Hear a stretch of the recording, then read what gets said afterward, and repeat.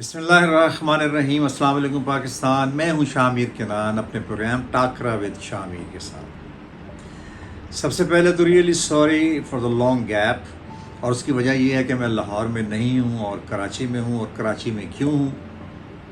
आपको पता है कि Karachi has become the hub of television drama and all other activities.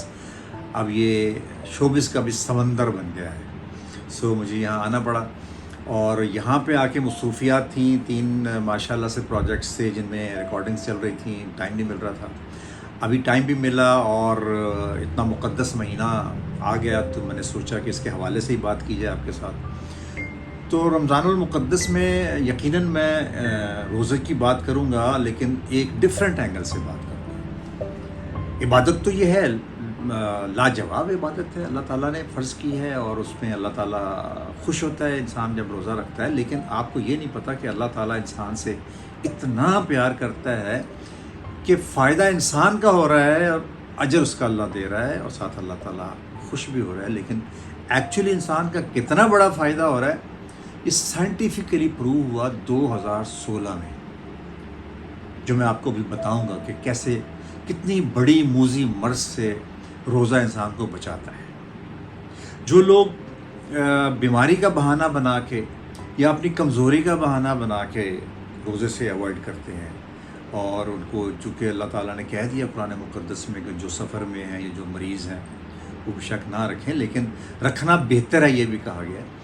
तो वो जो मुख्तलिफ़ बहानों से रोज़े से भागते हैं, उनको पता नहीं है कि वो अपना कितना बड़ा जिस्मानी नुकसान कर रहे हैं, कितनी बड़ी बीमारी को दावत दे रहे हैं।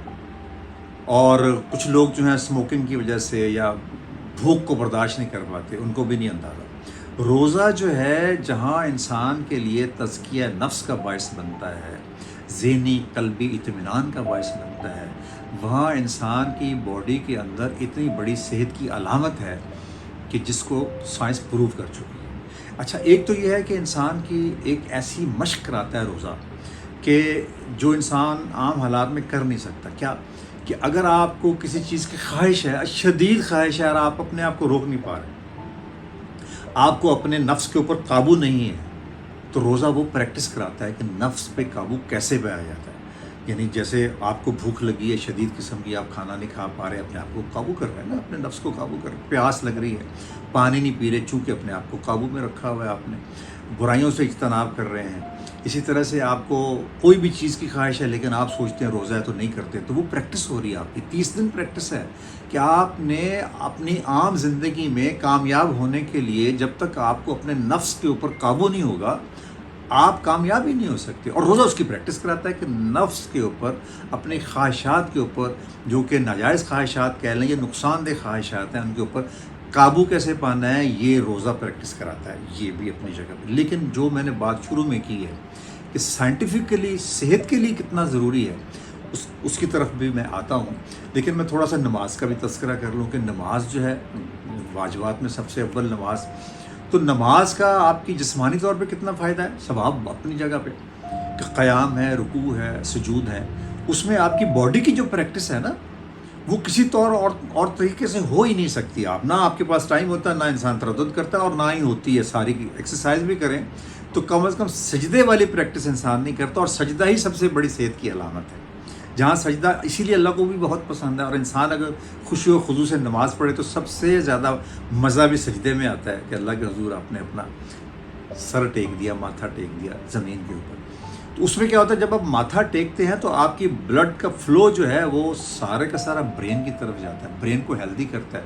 आम हालात में आप एक्सरसाइज भी करें तो ब्रेन की तरफ नहीं जाता उतना ब्लड जितना कि सजदे में जाता है। और जब ब्रेन में ब्लड आता है तो उसका आपको अंदाज़ा नहीं है कि वो सेहत की कितनी बड़ी अलामत है कि ब्रेन के सेल्स को ब्लड की सप्लाई होती है। तो उसके ब्रेन ही तो सारे बॉडी को कंट्रोल करता है, चलाता है, सोच उसके अंदर, आपका दिमागी काम बढ़ता है, तो फिर आपकी ब्लड की सर्कुलेशन उसको चाहिए, और आपके सेल्स जो हैं वो स्ट्रॉन्ग हो जाते हैं सर्कुलेशन से, आई साइट बेहतर होती है। सो इसकी जो घुटनों की प्रैक्टिस आपकी, टांगों की प्रैक्टिस आपकी, शोल्डर की प्रैक्टिस आपकी कमर की प्रैक्टिस है, ये है नमाज के अंदर। तो इसका मतलब है कि जहाँ नमाज इंसान को तस्कीन पहुँचाती कल्बी, वहाँ पे इंसान की बॉडी को उसका बहुत फ़ायदा है।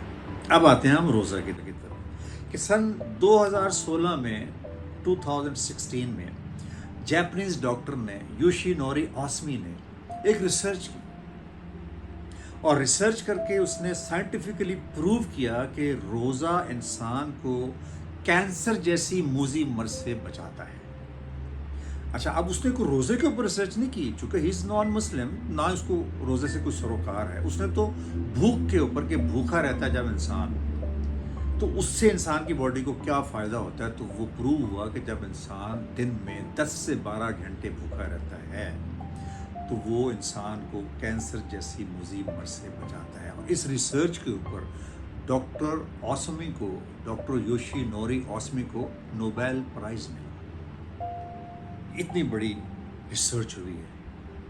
اب پروسیس سن لیں کیسے۔ اس نے یہ دیکھا کہ جب انسان 10 سے 12 گھنٹے دن میں بھوکا رہتا ہے تو انسان کی باڈی کے اندر جو ڈیڈ سیلز ہیں، جو انتہائی نقصان دہ ہیں باڈی کے لیے، مضر ہیں، کہ انسان کے جو دوسرے سیلز ہیں، جو ہیلدی سیلز ہیں، ان کو نقصان پہنچاتے ہیں، وہ ڈیڈ سیلز کو ہماری باڈی کھانا شروع کر دیتی ہے بھوک کی وجہ سے۔ اس کو نیوٹرینٹس نہیں ملتے تو وہ جو ڈیڈ سیلز ہیں ان کو کھاتی ہے۔ جب ان کو کھاتی ہے تو ان کا خاتمہ ہونا شروع ہو جاتا ہے۔ اگر وہ موجود رہیں باڈی کے اندر، ایک تو وہ کیا کریں گے کہ آپ کے ہیلدی سیلز کو نقصان پہنچائیں گے، ان کو ڈیڈ کریں گے، دوسرا کیا، اس سے کینسر ہوتا ہے۔ اور یہ جو پروسیس ہے نا کہ انسان کی باڈی جب بھوکا رہتی ہے اور وہ ڈیڈ سیلز کو کھاتی ہے، اس کو کہتے ہیں اٹوفیجی۔ سائنٹیفک ریسرچ میں یہ سب کچھ ہے، یہ کوئی میں اپنی طرف سے بات نہیں کر رہا، اور جتنے بھی میڈیکل کے اسٹوڈنٹس ہیں وہ سارے جانتے ہیں، اس ٹرم سے بھی واقف ہیں، اٹوفیجی، کہ بھوک میں انسان کی باڈی جو ہے ڈیڈ سیلز کو کھاتی ہے۔ اچھا، جب ان سے یہ پوچھا گیا کہ انسان کو سال میں کتنے دن اس طرح سے رہنا چاہیے تاکہ باڈی ہیلدی رہے اور کینسر جیسی موذی مرض سے انسان بچا رہے، تو انہوں نے کہا کہ سال میں 25 سے 30 دن۔ اب ذرا امیجن کریں اللہ تعالیٰ کا انسان کے ساتھ پیار اور اس کا رحم اور اس کا کرم، اور انسان کو کتنا وہ عظیم سمجھتا ہے اور چاہتا ہے کہ انسان صحت مند رہے، عبادات میں انسان کا کتنا بھلا ہے، تو تبھی آپ کو سمجھ آتی ہے کہ اللہ تعالیٰ نے کیوں کہا یا ایھا الذین آمنوا کتب علیکم الصیام کما کتب علی الذین من قبلکم لعلکم تتقون، تاکہ تم پرہیزگار بھی بنو۔ تو پرہیزگاری میں وہ ساری باتیں جو میں نے شروع میں کہہ دی ہیں آپ سے، وہ آ جاتی ہیں۔ تو یہ جو میرا سب جو اپنے صرف مسلمانوں سے نہیں، تمام انسانوں سے میری گزارش ہے، میری ریکویسٹ ہے کہ بھلے جو نان مسلم ہے اس کو عبادت نہ بھی سمجھے تو ان کو اللہ تعالیٰ ان کی نیت کا اجر دے دے گا، اگر وہ روزہ ذہن میں رکھ کے اس کو رکھیں گے اور بھوکے رہیں گے۔ اگر ایسا نہیں ہے تو بھی بھوکا رہنا بہت ضروری ہے۔ اگر اللہ تعالیٰ انسان کے اوپر اس کو واجب نہ کرتا تو ہم کبھی بھی یہ نہیں کر سکتے تھے۔ تو واجب کر کے ہمارے اوپر کتنا بڑا احسان کر دیا کہ انسان صحت مند رہے، اس کو اپنے انسان اتنے پیارے ہیں۔ تو انسان کے ساتھ جو انسان اللہ تعالیٰ کی محبت ہے، اس کا اندازہ ہمیں اس کی عبادات سے لگانا چاہیے، نہ کہ ان کو ہمارے لیے کوئی بوجھ سمجھنا چاہیے، اور نہ ہی ہمیں عبادت کر کے یہ سمجھنا چاہیے کہ ہم نے اللہ پہ کوئی احسان کیا۔ احسان تو اللہ کا ہمارے اوپر ہے کہ ہمیں سمجھ بھی نہیں اور ہمارے اوپر اس نے کیا کیا کرم کیا ہوا ہے۔ یہاں مجھے ایک امام جعفر صادق علیہ السلام کا بڑا زبردست قول بھی ملتا ہے روزے کے بارے میں، جس کے اندر بڑی ڈیپتھ ہے کہ امام علیہ السلام سے کسی نے پوچھا کہ یا امام، انسان اگر بیمار ہو، کتنا بیمار ہو تو روزے کو چھوڑا جا سکتا ہے؟ تو آپ نے بڑا کمال کا جواب دیا۔ آپ نے فرمایا کہ انسان کو چاہیے کہ وہ ڈاکٹر کے پاس جانے سے پہلے بیماری کے بارے میں کہ میں روزہ رکھوں نہ رکھوں، ڈاکٹر سے ایڈوائس لینے سے پہلے اپنے ضمیر سے پوچھے۔ کیا کمال کی بات ہے کہ انسان اپنے ضمیر سے پوچھے کہ کیا مجھے روزہ چھوڑنا چاہیے یا نہیں چھوڑنا چاہیے۔ ناظرین، یہ آج کا میرا ولاگ پرٹیکولرلی روزے کے بارے میں ہے، اور میں نے آپ کو اس کا وہ اسپیکٹ بتایا ہے جو کہ شاید عام لوگ اس کے اوپر غور و فکر نہیں کرتے۔ تو اس کے اوپر غور و فکر کریں اور کوشش کریں کہ یہ جو اللہ تعالیٰ کا ایک کرم ہے، رحمتوں والا مہینہ ہے، اس سے ہم پورا فائدہ اٹھائیں۔ اس میں جاتے جاتے میں ایک اور چھوٹی سی بات بھی ضرور کروں گا، وہ یہ ہے کہ ہمارے پروفیسر اشفاق صاحب جو بہت بڑے رائٹر تھے، لیجنڈری رائٹر اشفاق صاحب، وہ بتاتے ہیں کہ ایک دفعہ وہ جاپان گئے اور وہاں پہ رمضان شروع ہو گیا، انہوں نے روزہ رکھا، تو جاپنیز جو کچھ لوگ تھے، گروپ تھا، لڑکیاں، خاتون نے ان سے سوال کیا کہ یہ روزہ کیا ہے؟ تو انہوں نے بتایا کہ یہ ایک عبادت ہے. تو انہوں نے کہا آپ اس میں کیا کرتے ہیں؟ تو انہوں نے کہا کہ ہم بھوکے رہتے ہیں 12 سے 14 گھنٹے کی ٹائمنگ ہے ہماری خاص, تو اس میں ہم کچھ نہیں کھاتے پیتے. تو اس نے کہا اور تو انہوں نے کہا ہم جھوٹ سے اجتناب کرتے ہیں اور برے کاموں سے اجتناب کرتے ہیں, فراڈ دھوکہ دہی اس سے بچتے ہیں. تو وہ مسکرا دی. اس نے کہا کہ آپ کی تو بڑی موجیں.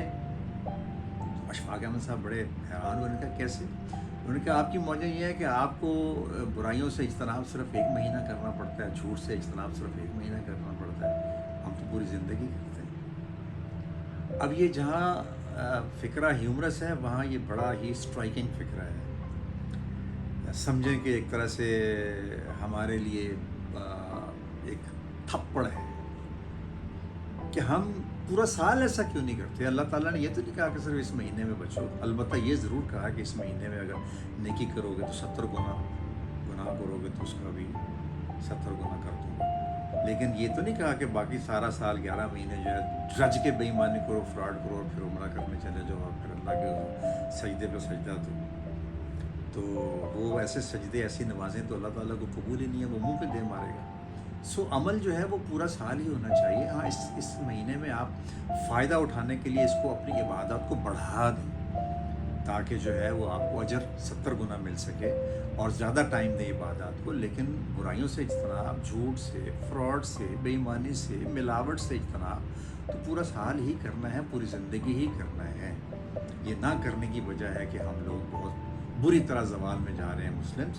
اور خاص طور پہ مجھے دکھ ہوتا ہے پاکستانیوں کو دیکھ کے جو رسول پاک صلی اللہ علیہ وآلہ وسلم سے پیار کی اتنا بڑا دعویٰ کرتے ہیں کہ اگر خدا نہ خواستہ کوئی بلاسفیمی کرے, کوئی گستاخی کرے تو فوراً چھریاں اور کلہاڑیاں اور ڈنڈے لے کے اس کو پڑ جاتے ہیں اور خود سب سے بڑے گستاخ ہیں.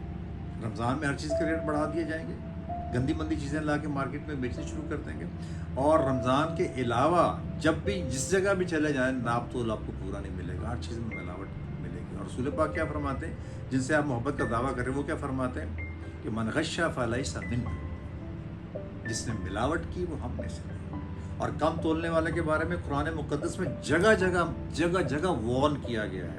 سورہ رحمان میں بھی ہے اور ایک پوری کی پوری سورہ جو ہے 30ویں پارے میں وہ کم تولنے والے کے بارے میں کہ ان کے ساتھ ان کا کیا حشر کیا جائے, کتنا بڑا گناہ ہے. اور ویسے بڑی محبت کا دعویٰ کرتے ہیں کہ کون سی محبت ہے. تو کوشش کریں کہ پریکٹیکلی مسلمان بنیں, زبانی کلامی طور پہ نہیں کہ آپ جو ہے وہ پوری دنیا کے گناہ کر کے اور عمرہ کر کے بخشوا لیں گے. Not possible. یہ آپ نے اسلام کو غلط رنگ دے دیا ہے, اس کو غلط آپ اس کی توجہ پیش کر رہے ہیں. ایسا نہیں ہوگا. کوئی گناہ نہیں بخشے جائیں گے جب تک کہ آپ گناہوں کی معافی مانگ کے اس کے بعد دوبارہ گناہ نہ کرنے سے باقاعدہ دلی طور پہ توبہ نہیں کریں گے. اس وقت تک اللہ تعالیٰ کبھی نہیں بخشے گا. اور انسان کے حقوق تو اللہ تعالیٰ نے بخشنے ہی نہیں, اور یہ انسان کے حقوق میں آتا ہے چوری, کم تولنا, ملاوٹ کرنا جس سے انسانوں میں بیماریاں پھیل رہی ہیں, کتنا ظلم کرتے ہیں آپ, جھوٹ بول کے 2 نمبر چیز 9 نمبر چیز 1 نمبر بنا کے بیچتے, داڑھی بھی رکھی ہوئی ہے, عمرے بھی کر رہے ہیں اور ساتھ میں ہولڈنگ بھی کر رہے ہیں, ساتھ میں بلیک مارکیٹنگ بھی کر رہے ہیں. تو یہ کون سا اسلام ہے؟ سو بات لمبی نہ ہو جائے, اور آپ کو اس طرح کی باتوں سے ویسے ہی مجھے اندازہ ہے پاکستان میں کیا پسند ہے ناپسند ہے. اور دکھ بھی ہوتا ہے یہ دیکھ کے کہ جو لوگ جو ہیں اوٹ پٹانگ ویڈیو بناتے ہیں, اوٹ پٹانگ قسم کی وہ بنا کے کلپ چڑھاتے ہیں, تو ان کے لاکھوں اور کروڑوں سبسکرائبر ہیں. اگر کوئی عقل کی بات بتائے, کوئی نالج کی بات بتائے, اس کو دیکھنا پسند نہیں کرتا. یہ بھی زوال کی نشانی. یہ جتنے بھی ولاگرز اس وقت ہٹ جا رہے ہیں, تو میں نے ان کی دیکھی تو صحیح, میں نے کہا یار یہ جو کروڑوں روپے کما رہے ہیں. ابھی ایک ولاگر, اس کا میں نام نہیں لینا چاہتا, بڑا فیمس بھی ہوا اور اس کی وہ 2-4 واقعات بھی اوپر تلے بڑے وائرل ہوئے, اور اس کی وجہ سے اس کے اور سبسکرائبر بڑھ گئے اور زیادہ اس کو انکم شروع ہو گئی. اس کے بارے میں پرسنلی جاننے والے مجھے کہہ رہے تھے کہ وہ موٹر سائیکل پہ آتا تھا, تو ابھی وہ کچھ ہی مہینوں میں ود ان اے ایئر وہ کروڑ پتی سے بھی اوپر کی بات ہو گئی ہے. اور وہ شادی پہ اس نے ڈالر اور پتہ نہیں کیا کچھ وہاں پہ وہ اور بہت کچھ ہوا. بہرحال مجھے اعتراض نہیں ہے اس کے اوپر, اللہ تعالیٰ سب کو دے. لیکن میں بات کر رہا ہوں کہ ہمارے معاشرے کے اندر کتنا زوال ہے کہ جو اچھی چیز ہے اس کو دیکھنا پسند نہیں کرتے, اور اوٹ پٹانگ چیزیں دیکھ کے نہ صرف جس کا کوئی تک نہیں بنتا ہوتا اس کو دیکھ کے, اور کس طرح وہ ان چیزوں کو پروموٹ کر رہے ہیں. تو یہ بھی ایک طرح سے گناہ کے زمرے میں آتا ہے کہ آپ ایسی چیزوں کو پروموٹ کر رہے ہیں جو معاشرے کے لیے نقصان دہ یا فائدہ ان کا ہے ہی نہیں، اور جو فائدہ مند چیزیں ہیں جس سے علم حاصل ہوتا ہے، جس سے کوئی رہنمائی ملتی ہے، ان کو آپ دیکھنا ہی پسند نہیں کرتے. یہ بھی آپ ایک طرح سے چھوٹا موٹا کرائم ہے اور چھوٹا موٹا گناہ ہے. اجازت چاہتا ہوں.